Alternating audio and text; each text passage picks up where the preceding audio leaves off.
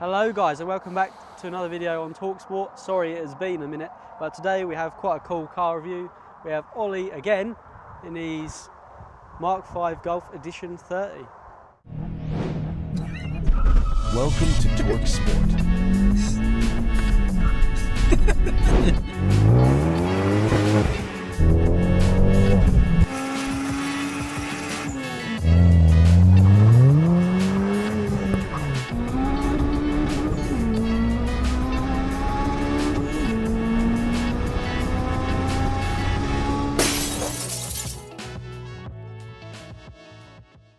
So we are welcoming back Ollie to the channel. Hello everybody. Yes, very excited to be back, thank you. And Appreciate it. tell us a little bit about the car that you have here for us today. So this is my daily driver 2007 Mk5 Golf Edition 30. It's a REVO Stage 1 and it's pushing about 320 brake, so it's not bad for a daily driver. No, nice. Yeah. We'll walk you around the car a little bit now and we'll tell you what's been done.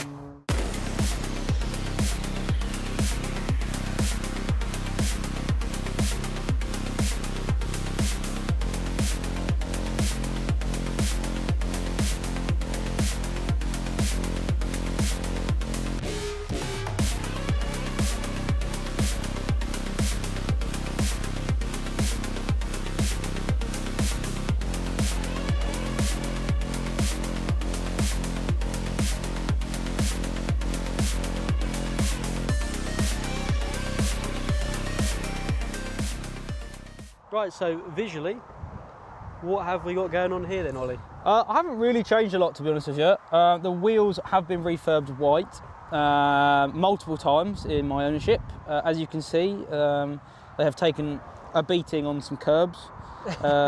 First time it wasn't me. Second time it also wasn't me. Third time it was me. We've got a little bit of carbon going on with the carbon eyelids, and then I've got a carbon spoiler. Carbon. It is, yes, I know, very pretty, very fast.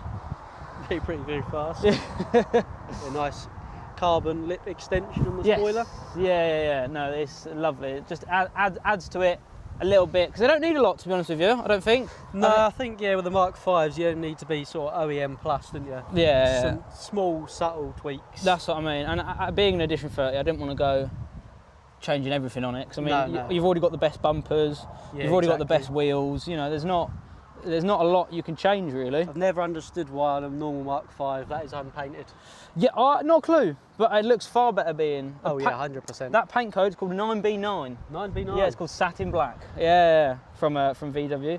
Good colour. Cool, so we will show you around some of the actual performance bits that's been done to the car now. Right, yeah, so we are now on to engine performance and power upgrades. So what has been done to get this to 300 plus horsepower? Surprisingly, not a lot on these ones. All I had to do was an intake, which I've done a REVO oversized intake on this. And because it's the Edition 30, obviously you've got the better turbo. You've got a KO4 rather than a KO3. Yep. And it's a BWA engine code, so it's a different engine to the normal GTIs. So from factory they run about 240 brake out the door. And with the Stage 1, as I got mine done by REVO, it pushes up to about 310, 320. Not on a rolling road, it's all done. They drive the car, they take it out and they map it whilst on the road. And honestly, I've got to say, it's been flawless. Yeah, absolutely love it. Good power. What exhaust mods has been done? I've got a Miltech catback. I believe it's resonated. Doesn't give me too much drone, which is nice. As being my daily driver, I didn't want anything crazy on it. But yeah, I just think it adds a nice visual touch as well with the shiny tips, and it does produce quite a nice noise out the back, I think. Yeah, 100%. And that is it for That's literally engine it. performance. Yeah. Perfect. So suspension and brakes, I can see you have a new caliper on there. Yes, yeah. There's actually been, I think all of the calipers have been changed, and I haven't painted them. I don't know why. Again, daily driver things, isn't it? Yeah. And you're on Pilot Sport 5s, which is nice. Correct. Yeah, full set Pilot Sport 5s. Was on Rain Sport. Great tyre, but I'm a Michelin man at heart. Yeah. Everything I own's either got Michelins on it of some kind. Suspension wise, actually stock shocks, but it's got H&R lowering springs on it. As I said, daily driver coilovers can get quite hard. kind of as we were chatting about in the last review of Ollie's S2000. Click the link here if you want to watch that. But yeah, no, it definitely helps having only springs on the road, doesn't it, especially? Yeah, it definitely makes it handle a bit more around the corners, I have to say. Yeah. But it doesn't give me the hard kind of neck braking, back braking ride that while you bouncing you all over the road and damaging your coilovers every 5 minutes. That's what I mean, especially with the roads nowadays as well. You know, they're definitely not the most smoothest of things. No. Right, so I think that is probably about all there is to cover. So I think we should move on to the driving, Ollie. I agree. So Ollie, we almost forgot, but yes, there's a few little differences on the Edition 30s in terms of interior. I think the actual steering wheel and that's the same, isn't it? Yeah, so GTIs all have the same steering wheel, but on the Edition 30s, you get the different tartan. You get the half leather, half tartan seats. Rather in the GTIs, you only got the either full leather or the full cloth. And heated. And yes, yeah, heated as well. I know, all mod cons included. What screen have you put in this? Because it's a lot larger and better than the original. So this is it's a company called Eon. And they do screens for everything, I've found. Literally one night, scrolled on eBay, saw it was £90. Nice. It's on CarPlay as well. Apple CarPlay, Android Auto, the lot. And it's bloody good, to be honest with you. For 90 quid, I don't think there's much better out there radio-wise. But yeah, I mean, the whole car, I fall in love with every day driving it. And it's so comfy, the seats hold you in really well. It's got electronic lumbar support as well, which is quite funny. Which I don't actually ever use. I only found out that a couple of months ago that it did it. Yeah, the headliner had the classic GTI sag. When I went to get it mapped from REVO, I got out of the car and it fell on my head, which was interesting. So I took it out a couple of months ago, and yeah, haven't put it back in since. Maybe it's because it's a race car, daily race car. Yeah, race car. Yeah. We'll just say race car. Race car, I agree. Window was open, the power knocked it down. Yeah. That's what I mean. Don't need it Lightning. anymore. Yeah. Right, yeah, onto the driving.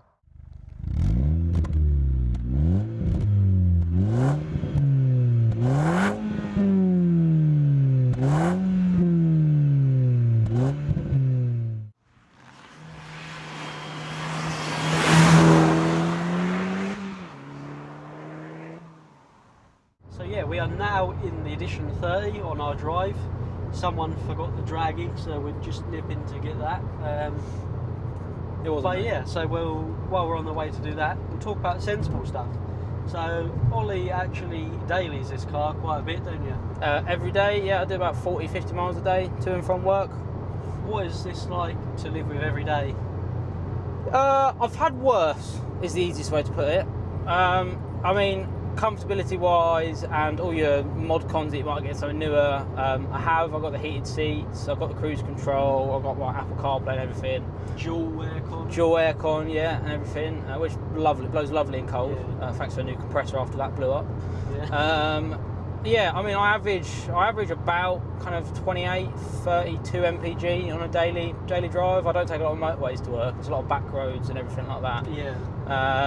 But I mean, on a motorway, I'll get 40 mpg at a push if I'm doing 60. You can really ask for like a fun sort of hatch or any car really in it. Like, as long as you can get reasonable mpgs on your short journeys to work and that. But the main thing is when you do want to go at a distance, you're not still doing 28, 30 mpgs. No, I mean I go up north quite a bit, and I can do the north and back, which is about 220 miles, about half a tank, which is really good, constant cruise control on.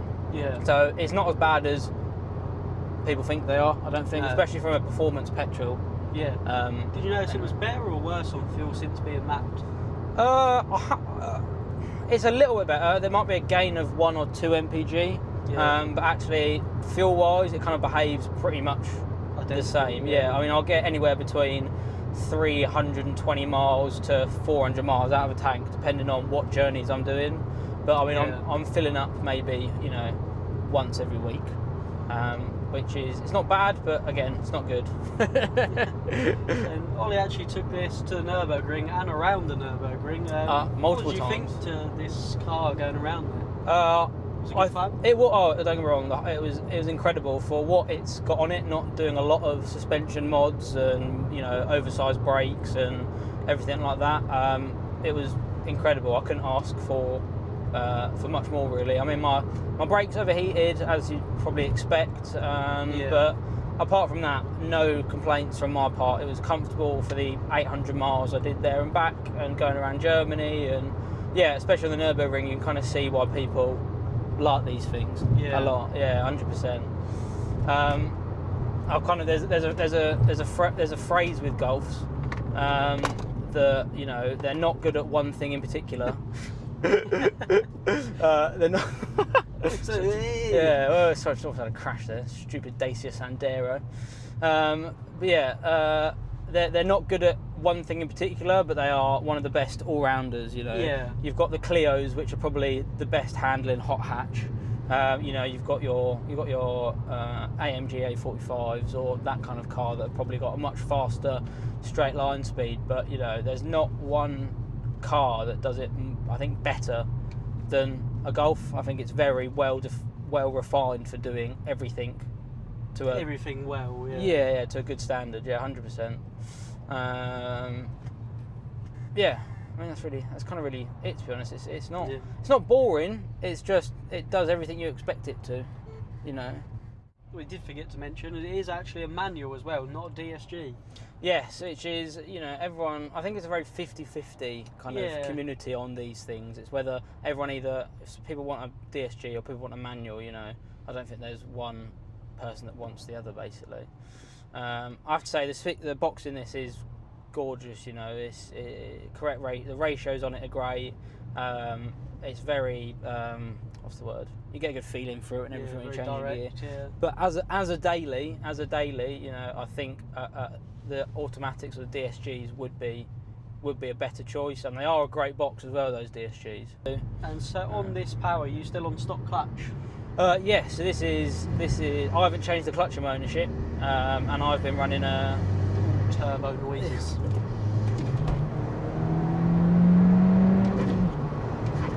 Pulls well, doesn't it? Yes, yeah, no, it's the thing I love about the REVO map is it's so linear throughout all the gears. You don't get a rush of power. It is, but at the same time, it is like it builds up boost very quick, doesn't it? Yeah, so it's the map's boost by gear. It's not full power all the way through the gears. So when you get third gear, that's when you get access to all your turbo power, and actually it does make for a cracking drive. So when you're in the city, you know, you're not wasting all your fuel, or it's not lumpy bumpy or anything like that. But when you want the power, you've got it there. Yeah, it's nice and responsive. Like, it's just, oh, you want power, here you go. Yes, yeah. So we're on to the more fun part of the driver now, and we've got some back roads. Albeit currently we're stuck in a 30 behind some vans and stuff. Oh no, it's now 60. Oh yes. Listen to the boosty noise.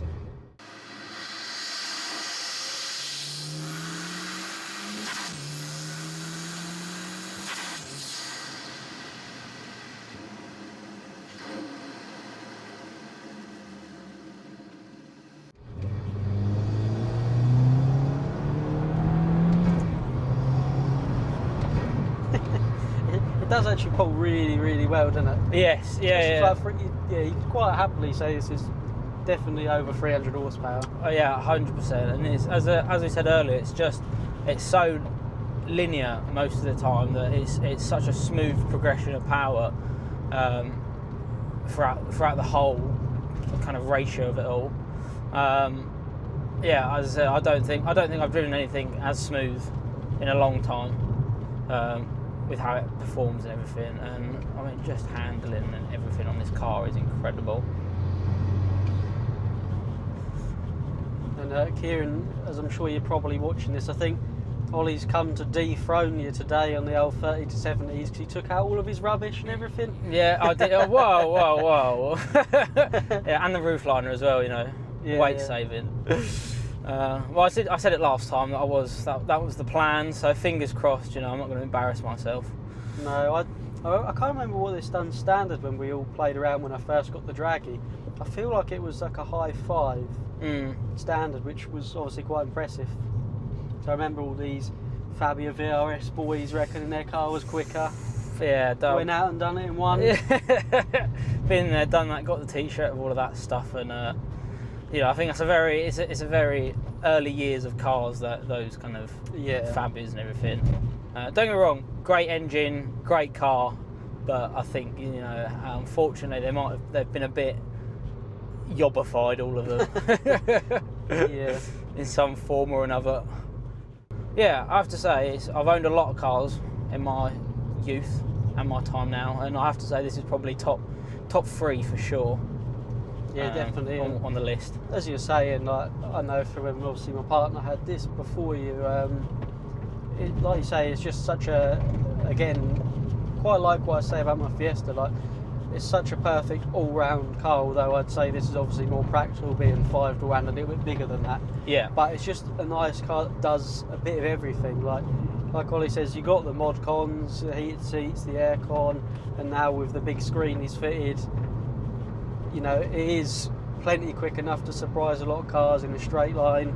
And the chassis, as people know, is a good platform for handling as well. For reference, my friend has a new gen shaped Leon Cupra, and they are 300 brake out the factory. And we did a rolling kind of 30 to onwards, and this did surprisingly beat it, which we were all quite shocked about. And yeah, it was. I'm really impressed by the kind of package you can get for, you know, sub 10 grand. I think is what people look at when they go out and buy a hot hatch and stuff like that. Especially when you consider like the Cupras are the quicker of that variant, like obviously being 2-wheel drive as opposed to the Golf R. Yes. So yeah, all in all, it's a very impressive car. We could do a little bit more back road driving now, and then maybe I'll have a little go, Ollie. Absolutely, of course, yeah. See how it's changed with the power. I think you'll be pleasantly surprised by it all.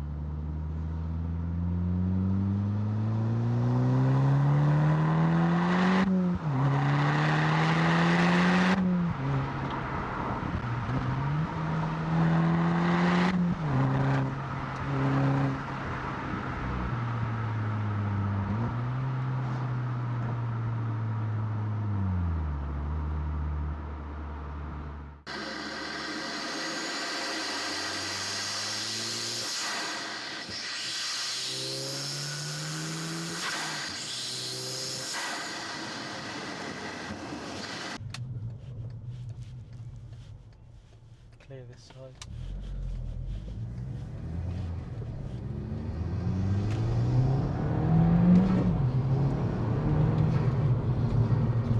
Can feel the extra torque in like the third, can't you? Yes, yeah, the boost by gear, you know, it really does make a difference. And these tyres as well are incredible. Can't go wrong with a Pilot Sport 5. I had on my 325. Yeah, I love that P90. car. Could not send that sideways. No.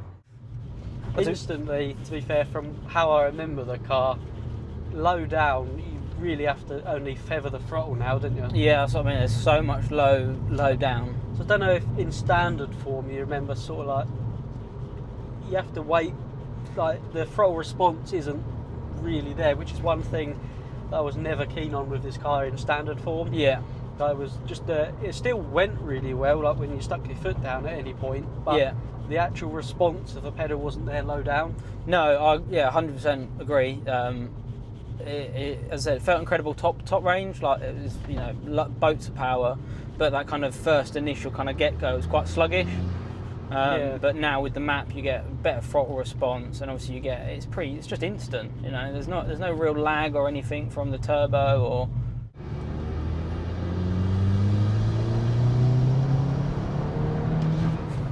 Can't beat the old no, never gets old. It's the same with the Honda as well, you know, that whole kind of that sound as a package is just unbeatable, and it's same again with this as well. I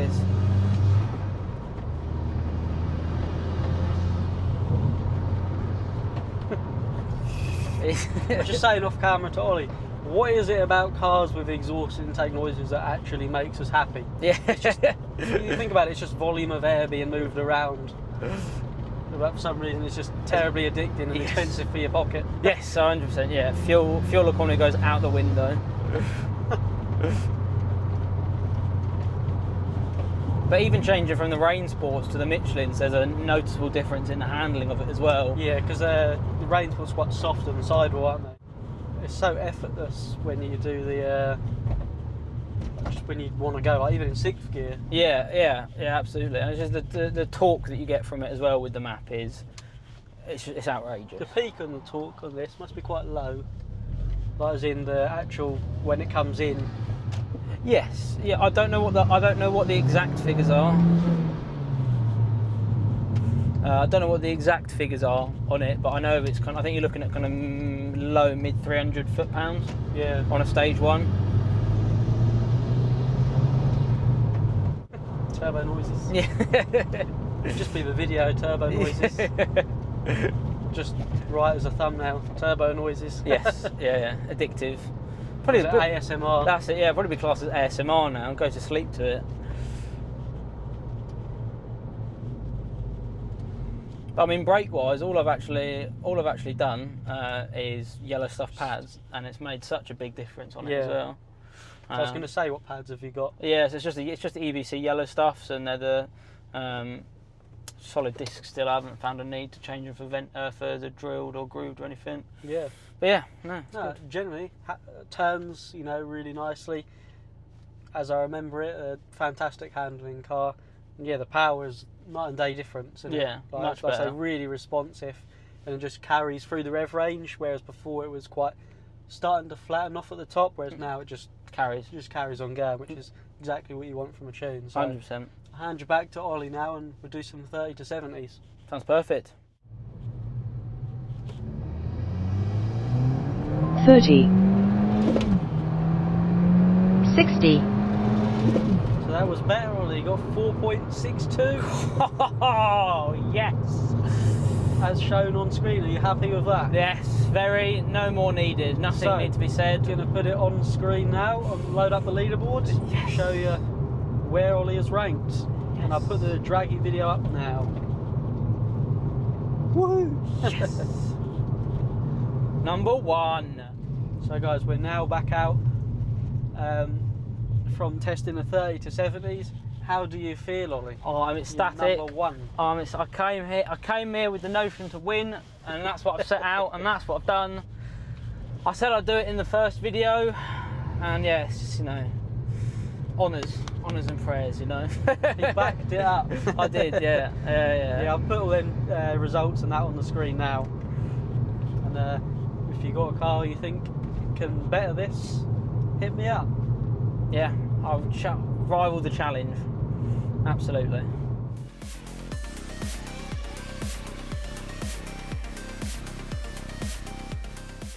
So yeah, I'll briefly just say thanks again, Ollie, for letting us drive your car and showcasing it to us. You're welcome. Thank you very much for having me on for the second time. That's quite alright. I'm sure there'll be a third. Well, we spoke about it. We spoke about it already. So yeah, fingers crossed. Fingers crossed. But yeah, I hope you enjoyed this video. Leave a like, comment anything you'd like to see down below. Don't forget to subscribe. Let me know if you have a car you want to film, and if you liked this week's video, look forward to this upcoming one. Yeah, absolutely. Anything you'd like to shout out or say, or where can people find your builds? Or so my Instagram is project.redline on Instagram. I've started posting on there again more recently now. I've got a couple more other cars. Yeah, if you want to give me a follow, that'd be great. Thanks very much. Loads of cool little projects ongoing, and Always something to work on. But yeah, no, thank you very much, Ollie. No, thank you. See you on the next one.